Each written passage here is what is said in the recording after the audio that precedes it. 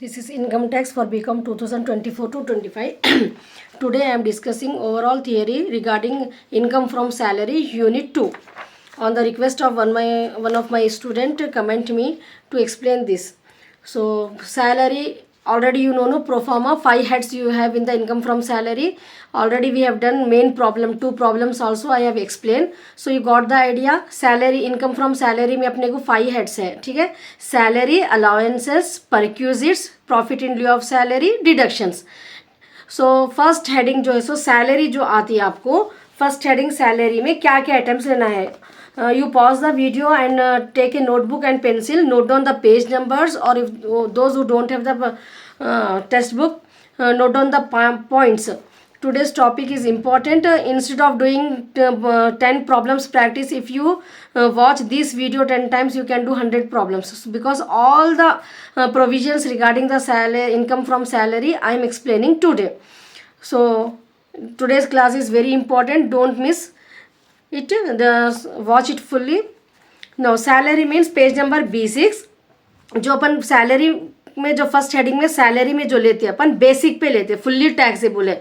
तो बेसिक पे wages, bonus, आपको जो भी ये पॉइंट्स है ना, जो भी आते हैं आपको एग्जाम मतलब क्वेश्चन में, ये पूरे सैलरी की हेडिंग में लेना रहता. Gratuity, pension, commission, and this is important.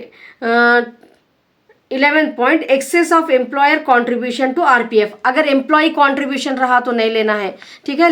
What are the points I am explaining, pause it, note on that. Employ यहाँ पर आपको क्या है, 6th which point it is, each points में excess of employer contribution, employer's contribution है, ठीक है. ये एक वर्ड की वजह से आपको यहाँ पर मिस्टेक हो सकती है. So note down that. यहाँ पर अगर एम्प्लॉयज कॉन्ट्रीब्यूशन अगर आया तो इग्नोर करना है. Note down that.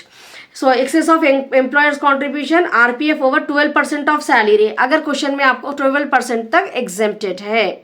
RPF excess of employer contribution to RPF over 12% of salary. If 14%, if it is given in the question, 2% only you have to take. 14 minus 12. If 15% is given there, 15 minus 12, 3% you have to take of salary. It's clear? Now same way interest of RPF over 9.5%. अगर 9.5% से ज़्यादा है तो आपको लेना है problem में. 9.5% है या उससे कम है, इग्नोर कर देने का है.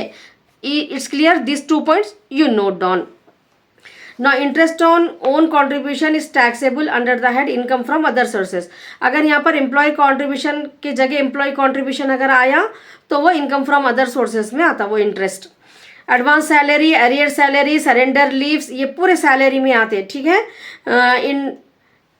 Income tax of the employee paid by the employer, reimbursement for the extra duty, employer new pension scheme, this all fully tax it comes under salary. Page number B4. आपको पहला सेक्शन जो income from salary का जो head है, अगर आप ये points याद है आपको, आराम से वहाँ पर आपको जो है सो मार्क्स मिल जाते, ठीक है. क्या याद रखना है आपको, एरियर्स पूरे सैलरी, बोनस, वेजेस, पेंशन, ये रिपीटेड आते. एक्सेस ऑफ कॉन्ट्रीब्यूशन आरपीएफ 12% आता है. ये अगर 12% आया तो इग्नोर करना है. 14% आया तो उसको माइनस करके 2% लेना है. इंटरेस्ट 9.5. ये 2 पॉइंट्स आपको जो है सो रिगार्डिंग परसेंटेज, ये 12% इंटरेस्ट, आरपीएफ 9.5%, ये याद रखना है. So note down that 2 points. It's clear with the first one. No let's move to the second heading. क्या है आपकी, अलाउंसेस है. अलाउंसेस, ठीक है. अलाउंसेस में अब यहाँ पर अपन first fully taxable allowance,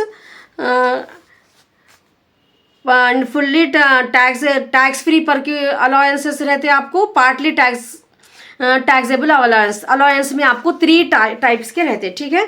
no first move to entertainment allowance. Entertainment allowance अगर दिए, एंटरटेनमेंट अलाउंस क्या रहता है, is one of the item of deduction allowed under section from the salary of income. It is not an exempted allowance.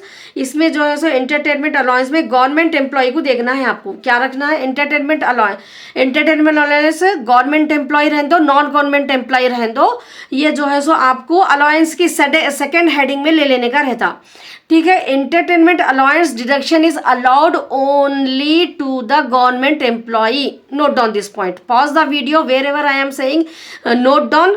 You just pause the video, note down that point. That is important for you. Again you can't open the textbook and repeat that point. That's why I am saying you note down in your notebook. You learn those points. This chapter will become so easy for you. It's clear? So what, and in short form I am telling you. So if nothing is mentioned in the problem, that enterprise is received to be treated as personal purpose only. So deductions में क्या करना है आपको, government अगर employ है तो ही लेना है. अब उसके रूल्स क्या है, आपको लिस्ट ऑफ द फॉलोइंग 2 लेने का रहता अपने को.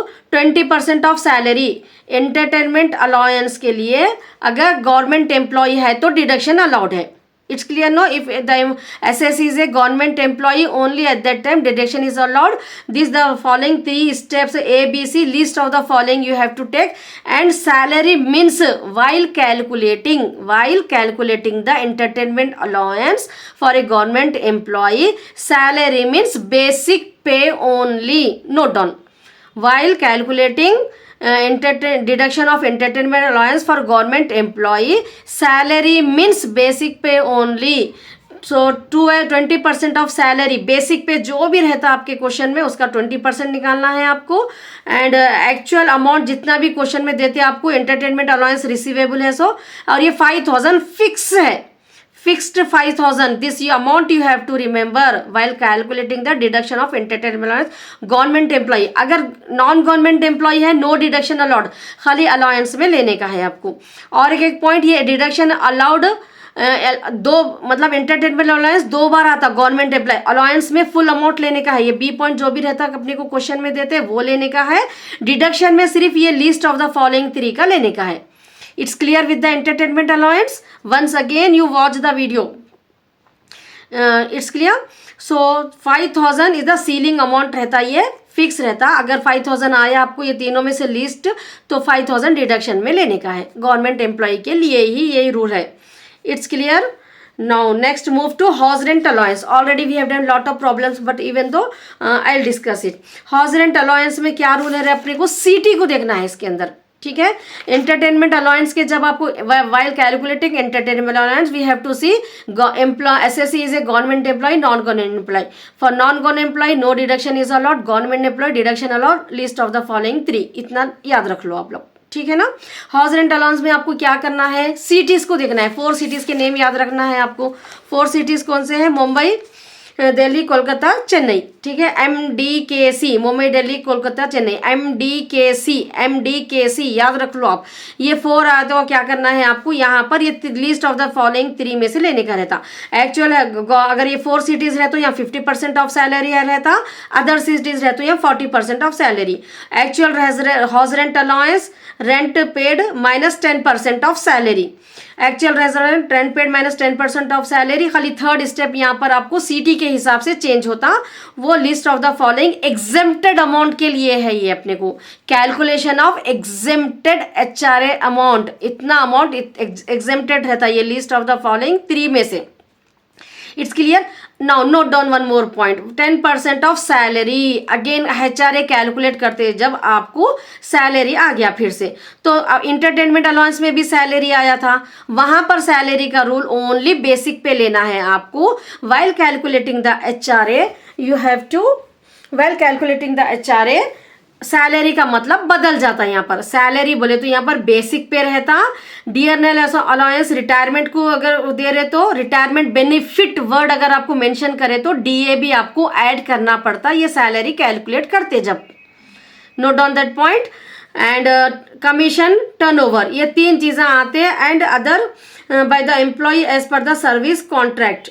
ठीक है, ड्यूरिंग, ये 3 चीज़ें आपको याद रखना है. सैलरी बोले तो यहाँ पर इंटरटेनमेंट अलाउंस में सैलरी डिडक्शन के लिए खाली basic, again I am repeating so that you can remember it.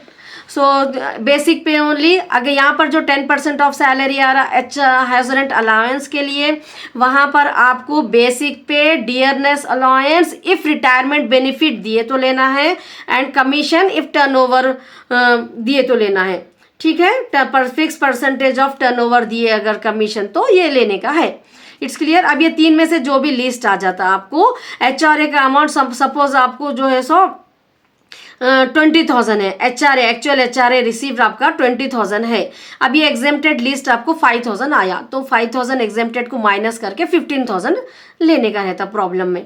It's clear with the HRA point.